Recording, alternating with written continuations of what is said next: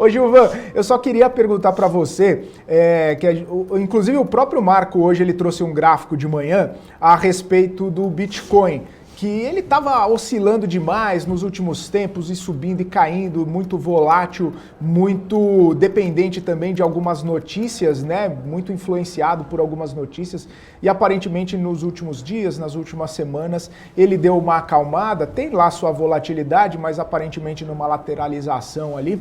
E eu queria saber a sua opinião a esse respeito, de Bitcoin, de criptomoeda, porque a gente estava falando nesse cenário aí de ativos de proteção, você falou de ativos para poder, inclusive, se proteger da inflação, e a gente viu muitos investidores.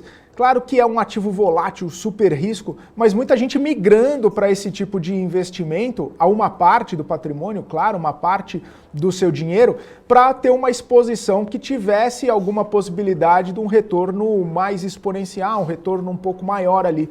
E eu queria saber, nesse cenário de menos volatilidade, nesse cenário de aparente calmaria e tranquilidade do Bitcoin, como que você avalia talvez o investimento na criptomoeda ou em criptomoedas? Primeiro, vou separar em 3 pontos aqui. Quem for amigo do Roberto Campos Neto e estiver assistindo esse vídeo, manda para ele. Cara, eu sou seu fã, Roberto Campos Neto. Se você não está assistindo o BMC, você tem que assistir. Por que eu sou fã do Roberto Campos Neto? Porque ele tem realizado uma transformação muito importante no cenário monetário, cambial e fiscal em alguns momentos. Então, eu sou muito fã do Roberto Campos Neto. Por quê? Porque essa semana ele falou de uma coisa chamada moeda digital. O Brasil começa a falar em criar sua própria moeda digital, ele deu uma longa entrevista sobre isso.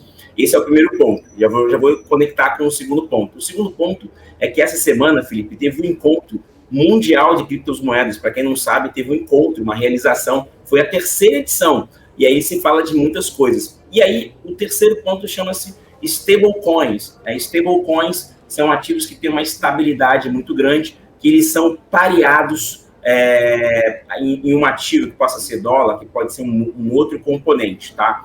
E aí, com esses 3 fragmentos, eu vou defender o meu raciocínio aqui, é o seguinte: há 5 anos atrás, quando as criptomoedas surgiram, nós tínhamos muitas instituições, mas eu te fiz uma live com o pessoal do Rasdex, a gente presencia bancos falando sobre criptomoedas e conversando sobre isso. Por mais que El Salvador tenha feito agora uma medida para colocar o Bitcoin como sua moeda, e aqui não vê, mas assim, existe uma transformação nesse mercado, nós não entendemos.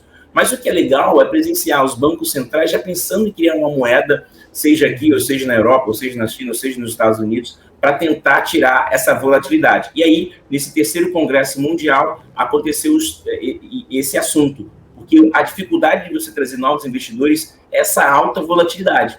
E nesse congresso se falou o seguinte, Felipe: stablecoins talvez possa ser um cenário de uma moeda com muita estabilidade, que não tenha tanta volatilidade. Isso pode ajudar, de certa maneira, os planos do Banco Central de criar sua própria moeda digital. Ou seja, aqui não vem uma defesa dos bitcoins, a gente sempre fala que na alocação eficiente de recursos você tem que ter diversificação.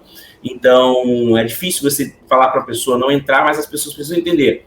Essa é uma moeda com alta volatilidade, você não pode ter concentração e não pode pensar num cenário menor que 4 a 5 anos. Caso você tenha a aptidão a aceitar essa volatilidade, não entre com 100% do seu capital, mas com um capital que não te faça falta e acima da reserva de emergência. Essa decisão é sua, mas se você for realizar, realize de modo consciente. O que aconteceu, Felipe? As pessoas concentraram muitas quantias e perderam valores muito representativos. Então, para quem está chegando, olha, é algo novo, mas tem uma transformação e o Banco Central do Brasil está super já pensando nisso e eu adorei.